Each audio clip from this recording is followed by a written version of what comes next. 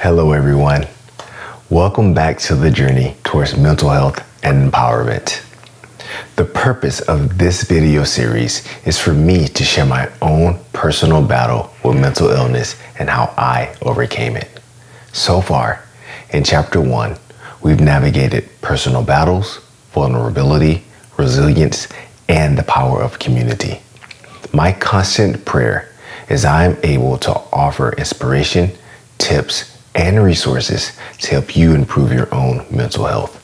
So be sure to follow my weekly posts on Instagram, Facebook, LinkedIn, and YouTube to gain insight and motivation as we embark on this journey together. So, let's get to it.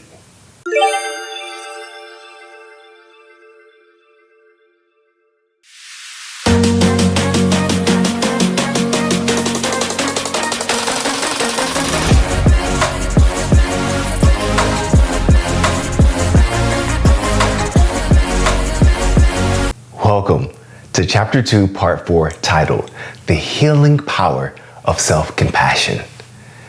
This week, I want to focus on both the concept and the importance of self-compassion. Now, we define self-compassion as the act of treating yourself with attention, kindness, nurturing care, and a realistic understanding of the common experience of hardship. Think of it as a reverse golden rule.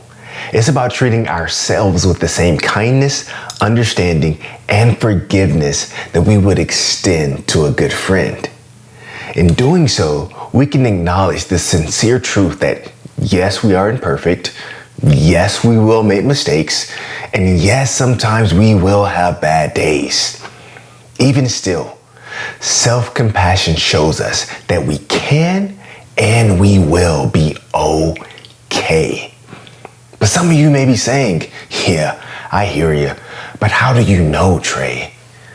Well, in my own journey, I had to learn to forgive myself for my mistakes.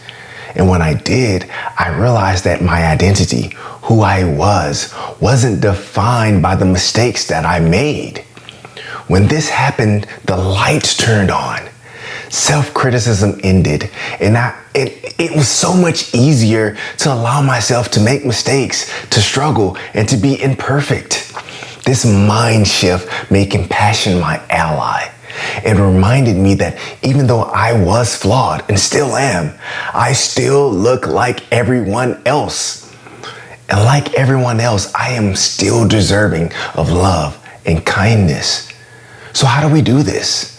The first step of cultivating self-compassion begins with healthy self-talk. Begin to say things to yourself in a way that you would speak to someone you love or care about.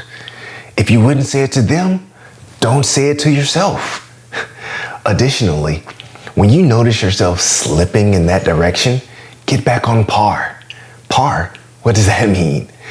Well, PAR is an acronym for pause, assess, and replace. So pause. In the moment. Assess what you're actually saying or even thinking that's negative about yourself. And replace it with words or thoughts that are more gentle and kind. Now, with that being said, I am extremely interested in your thoughts, tactics, and experiences in practicing self-compassion. If you have a technique that you feel would help someone else in need, please feel free to share it in the comments below. But if you're someone who needs to begin this process, I encourage you to begin treating yourself with kindness and compassion today. Remember this, it's okay to be imperfect, because even in your imperfection, you are still deserving of kindness. Thanks for joining me in Chapter 2, Part 4 of our journey. And be sure to tune in next week as we'll dive deeper into strategies for maintaining long-term mental health. Don't forget to follow me on Instagram, Facebook, LinkedIn, and YouTube to stay up to date with my weekly posts. Together, through personal awareness, we can overcome our battles and lead a life of mental health and empowerment. I'll see you next week.